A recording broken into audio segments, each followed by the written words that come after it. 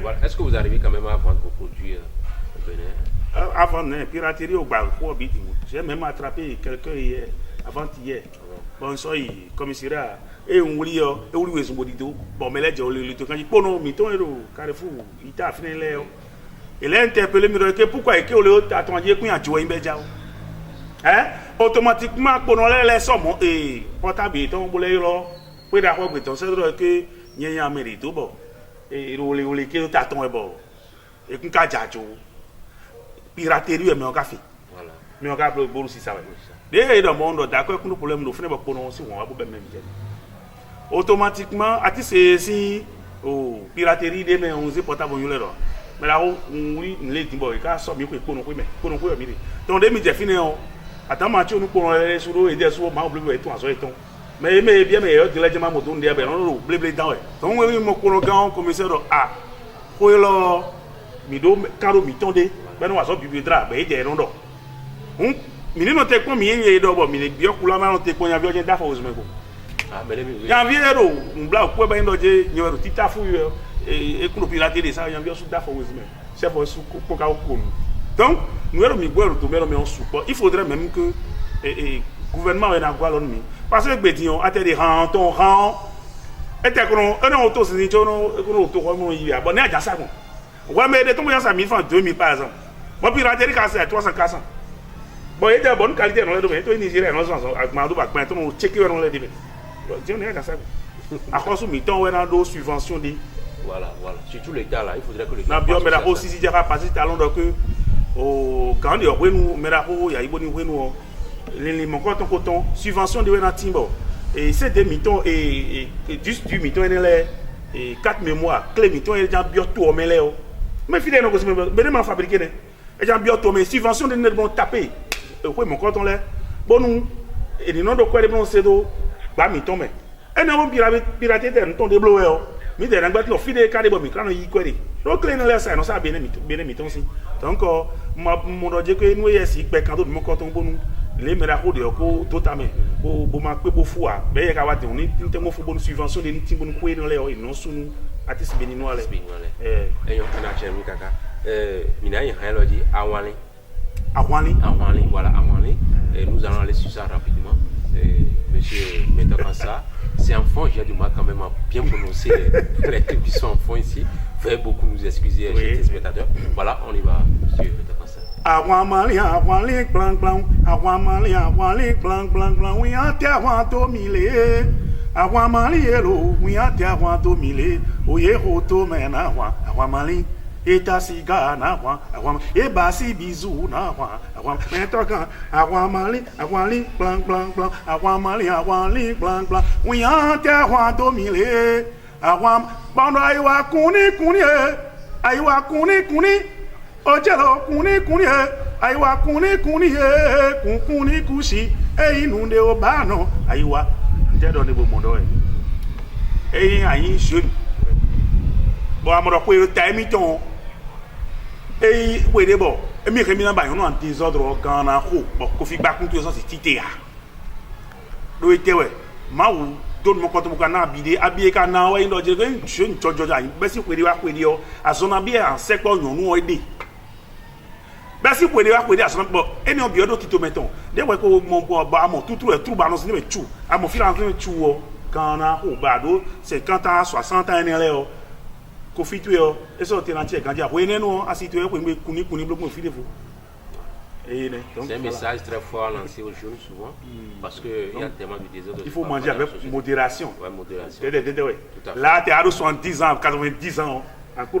Voilà. Par exemple, nous mettons avec Bétino, mi a faibli, tout à fait. Donc, mon papa devait regarder, oui, dans ça, on parle, mon compte avec Bélo, on met des soucis dans nos maisons. D'accord. Voilà. Oui, mettons comme ça, nous sommes déjà au terme de cet entretien, mais j'aimerais vous poser cette question. Pourquoi vous n'avez pas voulu se mettre ensemble avec d'autres artistes, chanter? Parce que ailleurs, nous voyons des artistes qui se mettent ensemble, 1, 2, 3, pour le faire. Mais au Bénin, c'est un peu difficile. C'est un peu difficile de voir 2 jeunes frères, mais 3 jeunes frères et perdurer dans le temps. Pourquoi ça ne prend pas encore? Maman, il nous joue. D'accord. Bon, Mathieu Violon support. Nous avons beaucoup mené. Nous mettons les jets dio. Mais le cours dans le goût, mais le cours dans bi. Mais mon coup, j'ai mais le cours dans le goût, mais le cours dans bi. même de na bi wumia nye na république oro nyewe si wu egoti o e wezo mi de masi nu compris a to relève par exemple mi mon fils c'est bon en définir par exemple exemple un bon c'est bon en définir dokunda ho mi de Angelique joine le fun dokunda ho men le yin mi mon kunja ho do mi dia mais de wa men le boy na dran do mi ropoli e na ko mi me jonjo jawe le din o dran sa do mi ropoli mais lo na de ton bo yin na ten fi ka bo ajayi o mais ni na itenche me mais mi kun le do file mi kun le fi bo yin o si c'est zéro ati se ko wa niveau de oba idea mais ati se e mo melo ti o ti to de yo trop lebo no ka pe de ka siton e mo no ji mere ko nde ko ne fi de mi abro le bidi ma una na we ka bo ndo je ka ma wa so de ji a bo e na trans Angelique jo ne de ka na trans me de bo wuli tambo e na do melo si e melo Angelique jo e bro melo produit Angelique jo e je to gudu o si faut na ta e mi mo do na de bo abo bibliothèque mi ton le non fréquemment no bibliothèque voilà mais vous voulez que ça évolue comment? Oui, mais d'accord, est-ce que c'est forcément que les gens doivent chanter au Bénin? Parce qu'il y a des artistes qui n'ont pas du tout le talent. Est-ce que ça, là, je le dis avec fermeté, des artistes qui n'ont pas le talent, et ils ont voulu quand même chanter, ils ne commencent pas à gâter leur secteur. Est-ce que c'est normal qu'au Bénin, chacun se lève et dit qu'il devient artiste? Il ne faudrait pas qu'il y ait un encadrement, c'est-à-dire une institution qui devait quand même régulariser tout ça.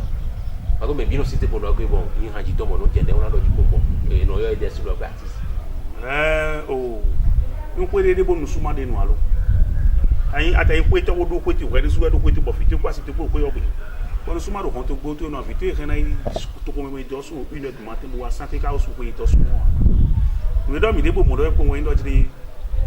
Moi, nous sommes pour nous d'agréger de pour nous pour nous quand ils t'ont laissé voir. D'accord. Nous kunda gbe nous quand mettons si wa mi pon ajo to yen gorugo Ahmed Bodo mi di yo cho ni maru association eton de Benin parce que tu ana nommé on de wa na no bon cho bo nommé nous y ma ka éducation ni ainsi no mi me ha na lo so nous quand y lo ton ko nkan na wasi mais les non do dire que mais les gars non ablo mais lo mi de do manager bon manager ton le même à pon réseaux sociaux di mais les ils sont les et des non do hobby et des tout biro ma et quand tu gagnes le artiste ton we lo de artiste ton de kunyo bo e de non do nu bi do e do du mo fini we atoko ma do nu agbaza no ku pe we on fait de di kan mo ko ton c'est-à-dire nka gbe on de so fa de so na du nu mais mi te jan du pe ka mi ka do ko jo ko me bo do me ko di kan gbe ba mi to di kan gbe me di kan gbe ka na di kan dagbo bo mi ka sensibilité to wa dagbo si an le dia bo pe gbe di no kan kun so de o ale pe kan we no le di kan da yi o e no do nous avons même des attentes remplies, les villes, les baisers, des attentes remplies. Mais reste avec Bédion, quand on a bien dit, nous avons même dit. D'abord, le gars qui est allé dans un bar, il n'a pas besoin de peut-être de se renvoyer. Musique on veut qu'on doit. Bon. Et après, c'est eux-mêmes là qui disent que c'est les mêmes personnes qui disent que renvoie au Bénin. On va faire comment? D'accord. On va faire comment? Voilà, merci beaucoup, cher. Notre invité mettant comme ça. Voilà, nous sommes déjà au thème de cet entretien de l'émission Montamou de ce jour.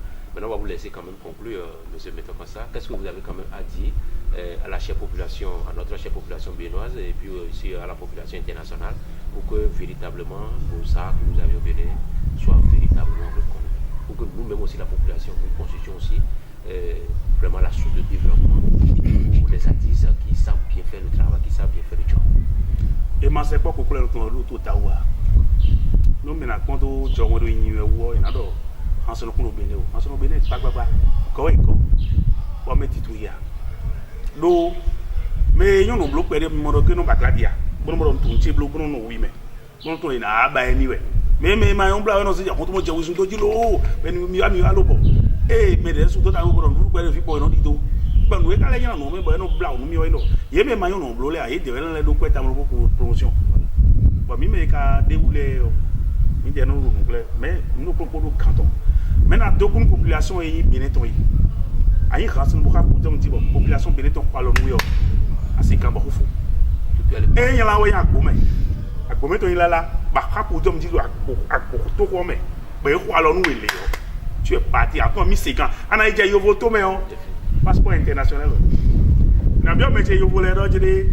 E di man on soton. Boko mu edo e. Do ko mi don do WhatsApp le ji o. E di tegbon. Lo se bodo mi ure ma se gbo kokulu e kun tun ro to tawo be. Lo se bo tun.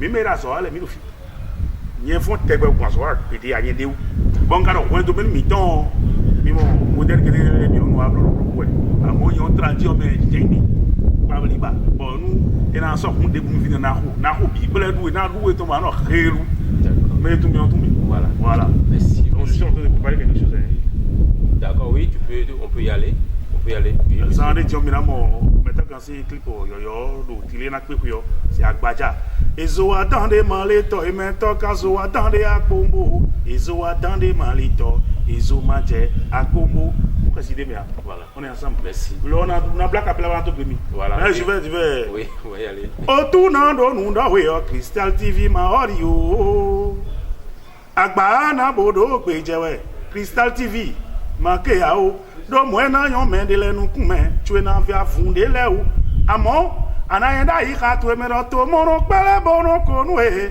agbon e se ona we ne Jésus na rere we zananto merci voilà chers téléspectateurs voilà nous sommes déjà au terme de cet entretien de l'émission Montambo de ce jour comme vous venez de le comprendre il vient de le dire il a quand même des choses quand même à nous faire révéler d'ici là parce qu'il y a un clip qui est en préparation pour le début de notre année scolaire et notre année, je vais parler de l'année fin d'année 2018, fin d'année, début de l'année 2019, voilà. C'est un bon clip qui est en préparation par lui-même en mettant comme ça. Mais je tiens quand même à vous rappeler qu'au Bénin, nous avions de sérieux ennuis avec les artistes, nos chers artistes au Bénin.